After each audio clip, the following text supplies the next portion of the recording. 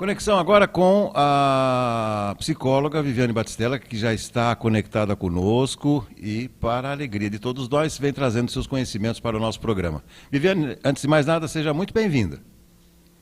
Obrigada, Beto. Bom dia a todos. Muito bom estar aqui de novo. Bacana, bacana. Olha, tem muita coisa para a gente conversar, mas eu queria propor o nosso tema de hoje, que se relaciona aos preconceitos nossos, né, do dia a dia. Mas é assim, a gente procura um médico quando você percebe sinais de desconforto, né, no corpo e tal, alguma coisa que está doendo, alguma coisa assim. E você sabe que eu sou um defensor já há muito tempo do comportamento humano, em especial da psicologia. Sou um defensor árduo dessa área. E as pessoas, às vezes, elas podem levar algum tempo de perceber manifestações de distúrbio emocionais, por exemplo. E aí alguém dá a recomendação, a dica, para que procure um profissional para que esse equilíbrio possa ser refeito nessa pessoa. Então, antes do nosso tema, eu queria te perguntar, entre esses distúrbios emocionais que a gente pode sentir, essa forte presença do preconceito em todos nós, em maior ou menor escala, ele é um sintoma realmente de distúrbio emocional ou não, Viviane? Eu acredito que sim, Beto, porque o preconceito ele vem de um julgamento, né? Então, é, como o próprio nome diz, né? É um preconceito. Então, você julga alguém e condena pela cor da pele, ou pela natureza sexual, ou agora até pela idade, né? Mas o porquê isso pode ser uma neurose e por que isso pode fazer mal para o próprio indivíduo? Porque quem julga também julga-se. Quem não perdoa, não perdoa-se. O material utilizado, né, que é o funcionamento da mente, é o mesmo. Então, uma pessoa muito preconceituosa, ela precisa sim de ajuda especializada de um profissional da mente, do comportamento humano, porque certamente esse julgamento está fazendo mal para ela também. Porque veja, quem de nós escapa de ser alvo de preconceito? Ninguém. Um porque é velho, um porque é novo, um porque é negro, um porque é homossexual, o outro porque é baixo, o outro porque é alto, o outro porque é gordo. Então, ninguém escapa. Ou seja, a doença está em julgar. Julgar vai sempre ser um verbo que vai recair sobre si. Então, eu acredito que sim. Acho que quem julga muito, quem é muito preconceituoso, precisa sim de ajuda emocional, né? Precisa de ajuda especializada. Em sentido oposto, então, se você me fala sobre julgamentos, significa que essa pessoa enxerga um estereótipo o qual ela define como o ideal, o aceito pela sociedade. Por exemplo, você falou de gordo e magro, você falou de alto e baixo, você falou de cor da pele, ou seja, ao carregarmos esse estereótipo de como as pessoas deveriam ser, me parece um problema até mais grave, Viviane, e eu vou te colocar a seguinte situação. É, Se você compreende que as pessoas deveriam ser como você acha que elas devem se comportar ou ser, isso me parece muito mais grave, não é não? Porque, na verdade, as pessoas imaginam que a verdade, que o correto, que o certo, que o padrão está nelas, né? Tudo que é diferente de mim, eu não gosto, eu julgo e condeno. Então, eu sou branca, então eu não gosto de pessoas negras, eu condeno, elas são menos, elas são erradas. Eu sou evangélico, então todas as outras denominações religiosas estão erradas, não serão salvas. Eu sou heterossexual, então eu condeno toda a natureza sexual que não é igual à minha. Então, o grande problema está em partir do ponto que o ideal é assim, né, que o ideal é a pessoa. O nome disso é onipotência. Né? Então, eu sou onipotente. Tudo que eu digo que eu sou é a verdade, é o certo. Tudo que é diferente de mim é errado. E quando você usa a palavra ideia, o ideal, isso é muito pertinente. Por quê? Porque o mundo das ideias, o mundo ideal, idealizado, ele não existe. O que existe é o mundo real.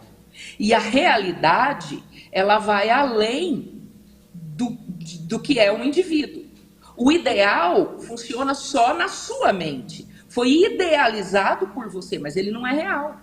Então você não pode sair por aí fragmentando o mundo e fragmentando as pessoas baseado na sua ideia, no que você acha certo, verdadeiro e ideal para você. Porque só serve para você. Fazendo isso, você vai descaracterizar o outro como pessoa. Como é que a gente vai dizer o que é certo e errado se somos todos diferentes? Se temos todos o direito de ser quem somos e como somos. Então, sim, é muito mais grave do que a gente imagina. Porque muitos seres humanos ainda acreditam que a verdade é o que sai de dentro delas. E o que sai de dentro delas é só a realidade delas. Ou alguma idealização que elas tiveram né, a pachorra de fazer, porque ninguém pode sair por aí idealizando. Né? A ideia só vai funcionar dentro da nossa mente. Bom, agora trazendo um pouco ao assunto de hoje, em relação ao preconceito aos mais velhos, eu queria propor também duas reflexões. Em primeiro lugar, é de se supor que isso seja um pouco cultural, porque em sociedades mais avançadas, por exemplo, como a japonesa, e talvez esse seja o maior exemplo, pessoas idosas elas ganham um reconhecimento importante, né, na sociedade. Os idosos eles têm, de fato, eles são colocados, né, Viviane, numa condição até de superioridade, né, de muito respeito. Seria justo associar, pergunto, minha querida amiga, o envelhecimento com o declínio, e nenhum ser humano gosta de viver uma situação de declínio, seja físico, emocional, financeiro, enfim, declínio é para ser suportado por todos nós, porque faz parte de um processo dinâmico que é a vida. Como você enxerga isso? Bom, acho que a gente vai ter que falar mesmo da nossa sociedade ocidental, né, Beto? Quando a gente faz um comparativo com a sociedade oriental, realmente a gente entra no que você falou. As arestas culturais são muito fortes. Né? Eles têm uma outra conduta, eles têm outras crenças, outros padrões. Mas vamos olhar para, então, a nossa sociedade, né? Para onde vivemos, para o que é real aqui para a gente. A meta para um ser humano deveria ser envelhecer. A minha te garanto que é, porque a outra opção é muito pior. Quem não envelhecer morrerá antes da velhice chegar. Não sei você, eu não quero. Quero morrer velhinha. Aí você se depara com alguns fatos. Você envelhecer significa encarar mudanças no rosto, no corpo, na energia diária, né? na energia vital, no funcionamento do sistema nervoso central e periférico. Então, nossa, minha memória não é mais a mesma, minha locomoção não é mais a mesma, né?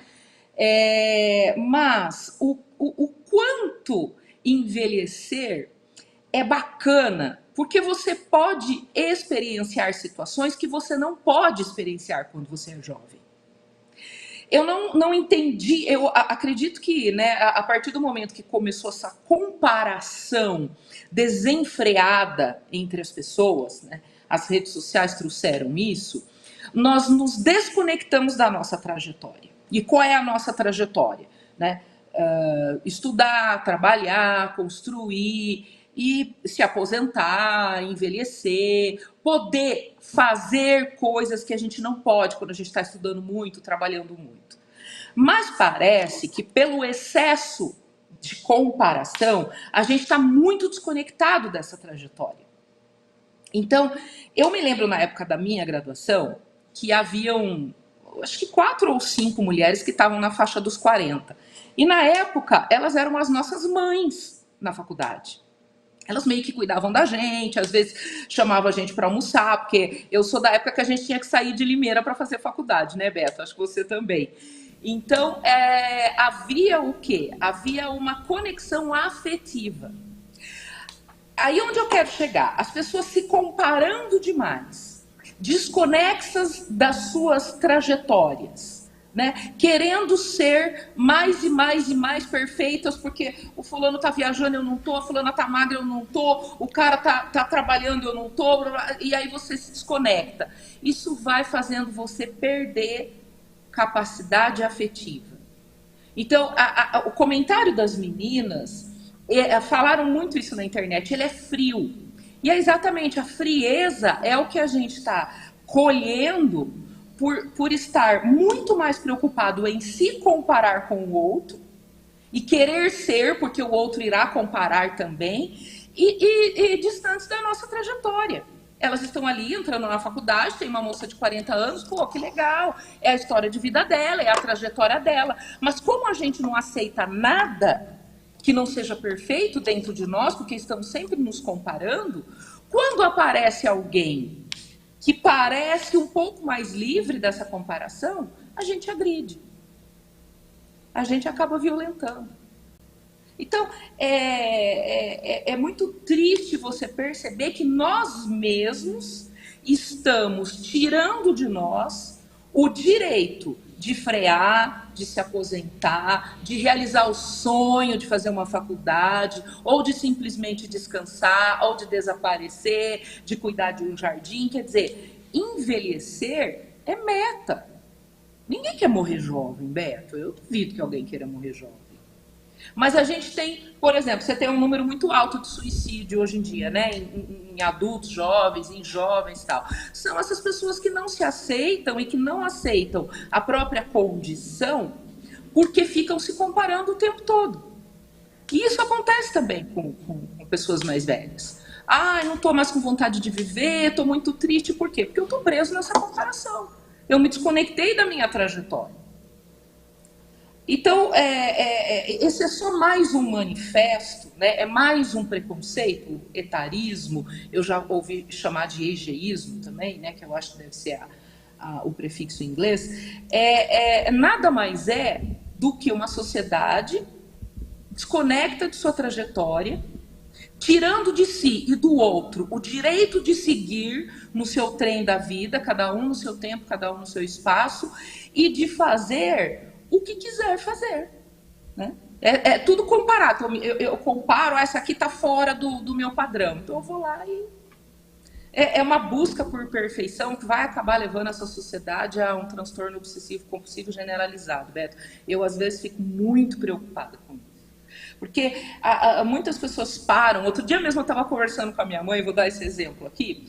Aí ela virou para mim e falou assim: ai, filha, eu não sei até quando eu vou poder dirigir, né? Minha mãe já passou dos 70. Ela vai ficar bem brava de eu falar, mas todo mundo sabe. Ela e meu pai já passaram dos 70. Eu falei: mãe, se você não puder mais dirigir, você contrata alguém para dirigir para você e tá tudo bem, tá tudo certo. Então, assim, o chegar a essa fase, né, passar dos 60, passar dos 70, implica em saber que essas questões vão ter que ser administradas, né? Outro dia eu trouxe ela no geriatra aqui, o médico dela falou assim: ó, aos 80 ninguém chega zerado. Nós vamos administrar questões que vão acontecer. Mas se você ficar se comparando, você não vai conseguir se aceitar. E nem planejar coisas para você fazer nesse tempo que ainda resta. Olha eu falando demais. Não, absolutamente pertinente. Apenas a observação, confirmando aquilo que você falou, também estudei fora, né? No nosso tempo não tinha faculdade, não tinha tantas opções aqui em nossa cidade, aqui em Limeira. Vivi, uma última questão para a gente discutir, né? Aliás, você está falando da sua mãe, e nos tempos das nossas mães e avós também, era muito comum a seguinte frase, né? Se deu respeito, né? Hoje em dia nos fala muito isso, né? Mas o se deu respeito quer dizer, olha, fica na sua aí, cuidado com o que você está falando e tal. Eu, embora defenda, demais os idosos. Aliás, hoje eu faço uma crítica violenta em relação à defesa das minorias. Eu, assim, eu respeito, eu acho que elas devem acontecer, respeito as etnias, raça, os indígenas, Marielle Franco, tudo isso junto e misturado, mas não existem só as minorias, existem as maiorias também, que algumas delas estão sem defesa. E eu enxergo que os idosos estão sem defesa, né? Não vi, por exemplo, algum idoso ter uma estátua colocada de forma itinerante que vai viajar o Brasil, né? Como vai acontecer no caso da Marielle. Tudo bem. Agora, esse tal de se dê o respeito, eu também digo, minha cara Vivi, que não é porque o idoso é idoso que ele deve ser respeitado se ele ultrapassar determinadas regras de convivência, porque também tem muito idoso chato, tem muito idoso intransigente, tem muito idoso que quer ser respeitado só porque é idoso. Então, a gente deve saber dosar toda essa situação com equilíbrio, né? Bom, primeiro quero te parabenizar pelo seu editorial, muito lúcido como sempre, né? Você citou algumas coisas sobre o que você escreveu. Beto, quando na época das nossas mães e das nossas avós, falava-se em respeite os mais velhos, né? Respeite os mais velhos. E aí a gente muitas vezes se calava diante dos mais velhos. Então havia sim um abuso de poder, né? Aí se dê ao respeito, né? Respeite para ser respeitado. Haja com respeito, pratique o respeito. E aí a gente pode até destrinchar essa palavra respeito, porque é muito basal, é muito pré-requisito que você tem que respeitar o outro e que você tem que respeitar-se. É uma rua de duas mãos. Eu respeito quem me respeita será respeitado. Então eu acho que respeito ele é muito pré. Se você não se respeita e se você não respeita o outro, a gente não pode dar nem o primeiro passo. Porque muitas vezes as pessoas falam, tá faltando afeto com os idosos, ou tá faltando afeto com as crianças, ou com os adolescentes, né? Todos nós, ou somos crianças, ou somos adolescentes, ou somos adultos, ou somos idosos. Sejam homossexuais, heterossexuais, pretos, brancos e tal, né? Então vamos fragmentar aí pela idade. Mas eu volto a dizer, como a gente está vivendo numa sociedade muito egocêntrica, muito onipotente, narcisista, que está sempre usando o outro como objeto de comparação, está mesmo difícil você exercitar o respeito, você olhar para o outro e que dirá criar uma relação de afeto. Por exemplo, como uma aluna mais velha da faculdade, às vezes tem 17, a moça tem 40, poderia se criar um laço ali de afeto. Mas, enquanto nós não entendermos a nossa insignificância social e a nossa importância como indivíduo na nossa trajetória, porque a gente pode usar as palavras do Cortella, né? Somos o vice-treco do subtroço e tal. Mas na nossa trajetória, nós somos o centro.